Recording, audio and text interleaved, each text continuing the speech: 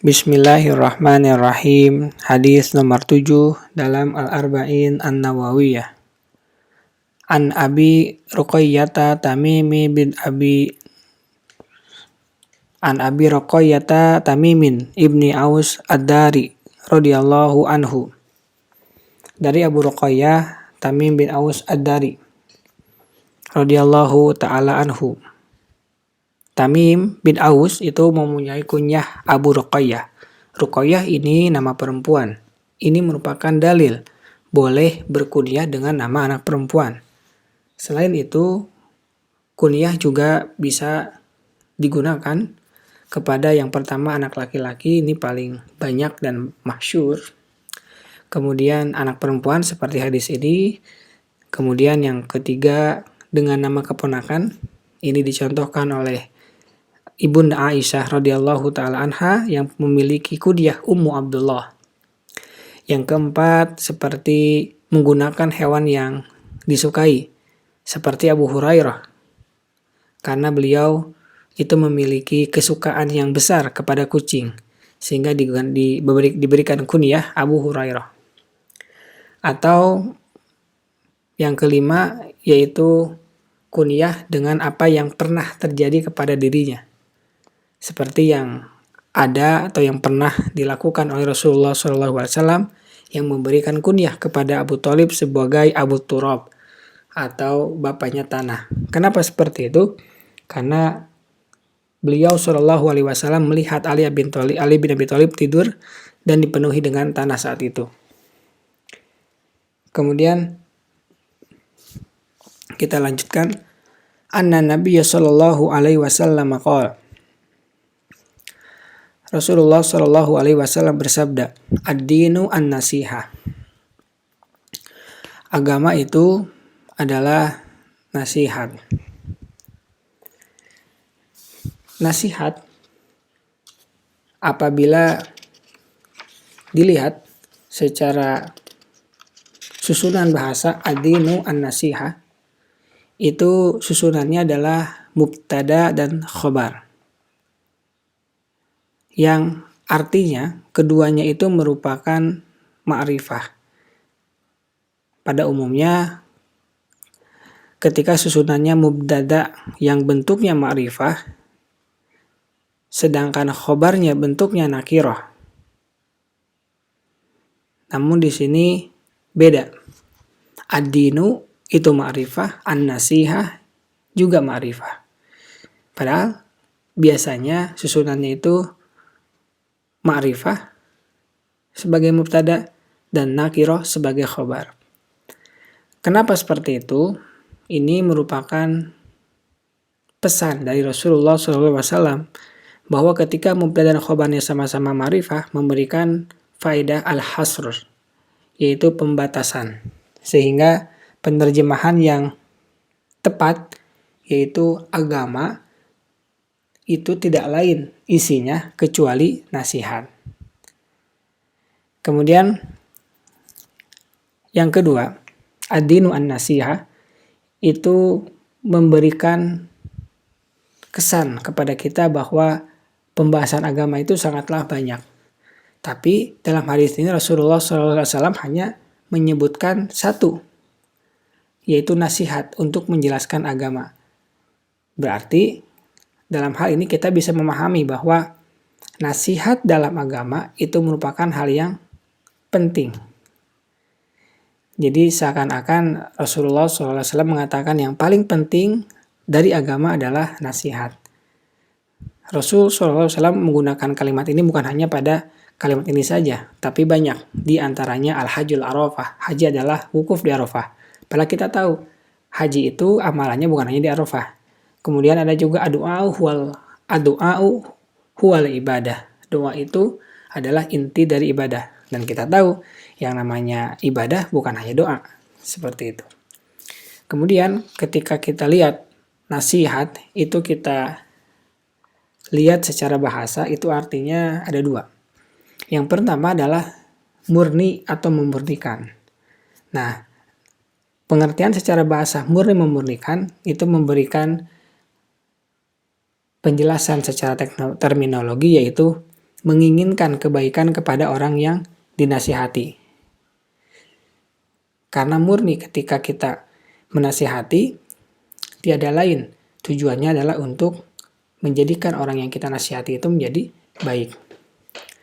Kemudian secara bahasa, nasihat juga disebutkan berasal dari kata yang maknanya adalah menjahit atau menambal. Nah, dari bahasa ini, maka muncul terminologinya, yaitu seseorang menasihati saudaranya agar kekurangannya itu ditambal atau diperbaiki.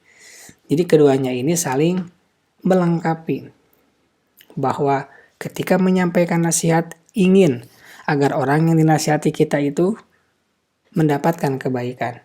Oleh karenanya, harapannya orang yang kita nasihati itu bisa menambal atau memperbaiki sehingga menjadi lebih baik. Nah, namun perlu diketahui bahwa nasihat dalam hadis ini bukan nasihat dalam bahasa Indonesia. Karena nasihat dalam bahasa Indonesia itu hanya bermakna memberikan masukan. Masukan di sini bisa masukan bagus, bisa masukan jelek.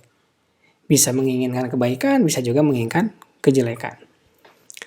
Kita lanjutkan. Kulna liman ya Rasulullah.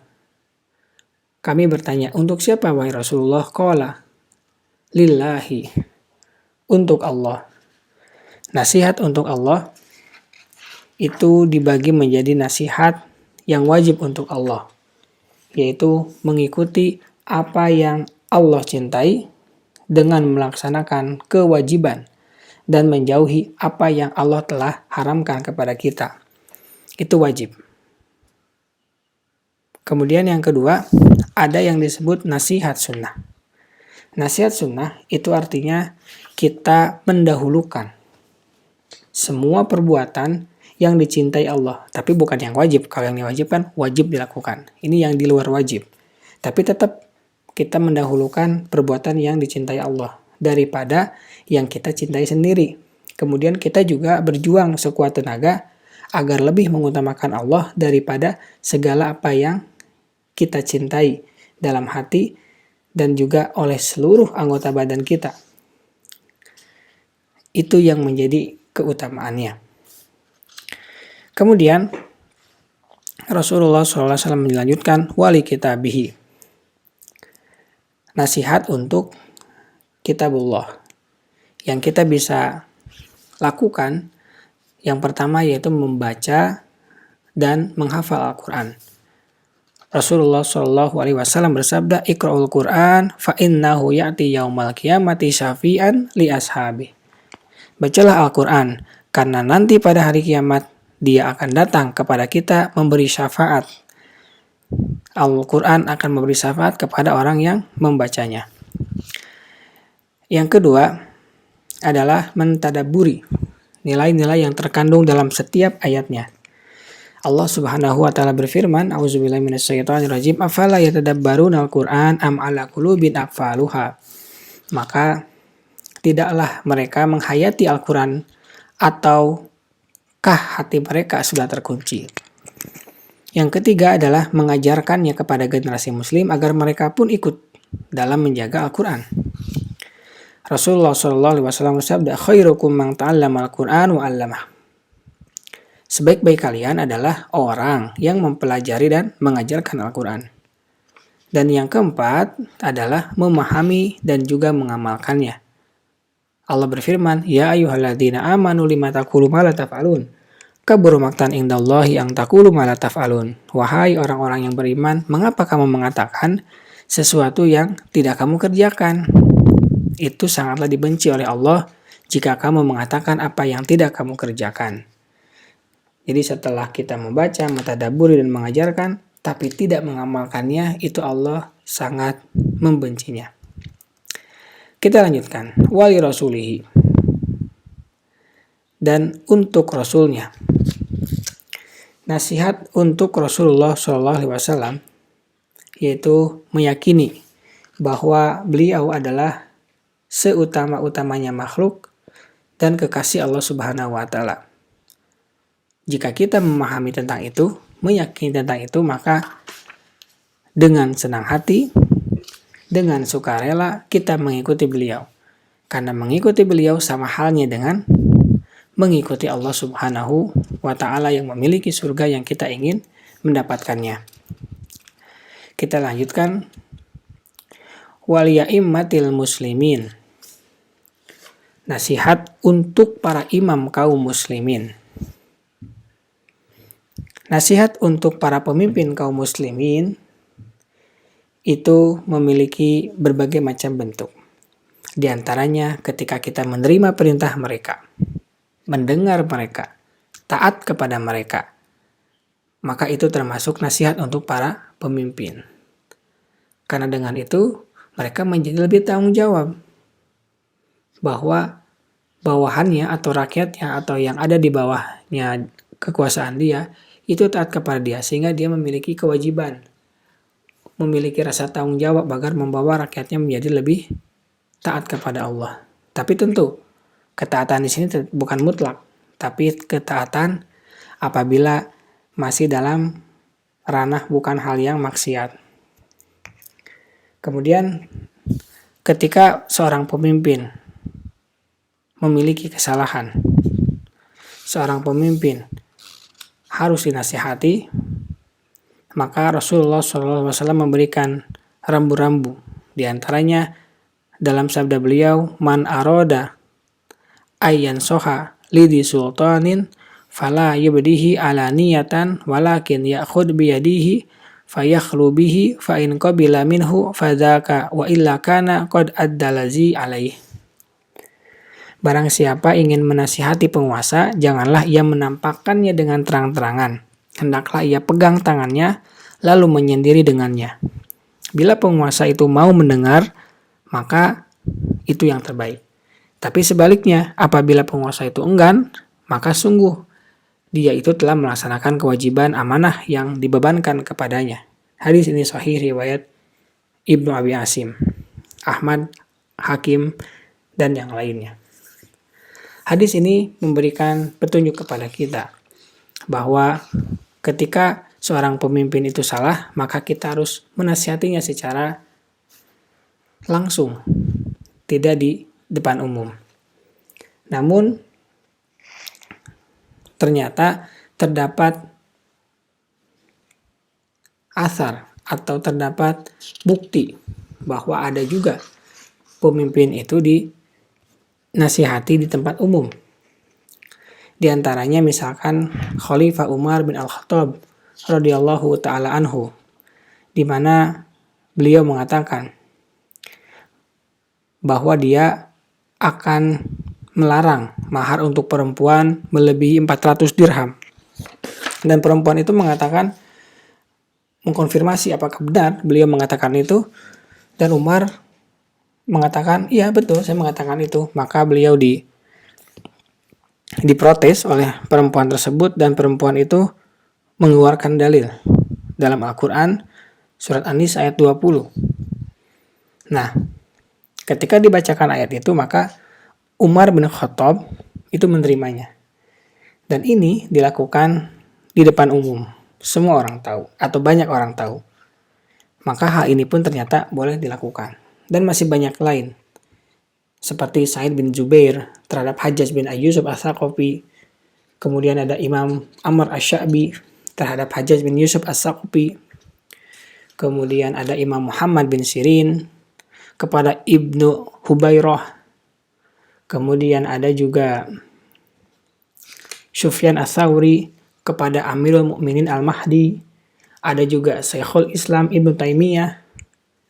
Dan masih banyak yang lainnya. Berikutnya adalah wa ammatihim, dan untuk kaum muslimin secara umum. Nasihat yang paling baik di antara kaum muslimin adalah ketika mereka memintanya. Makanya Rasul SAW bersabda, wa idang tansohaka fangsoh lahu. Jika seorang meminta nasihat kepadamu, maka nasihatilah ia. Karena hukum dari memberi nasihat itu adalah fardu kifayah. Sehingga apabila ada yang sudah mengerjakannya, maka gugurlah kewajiban dari yang lain.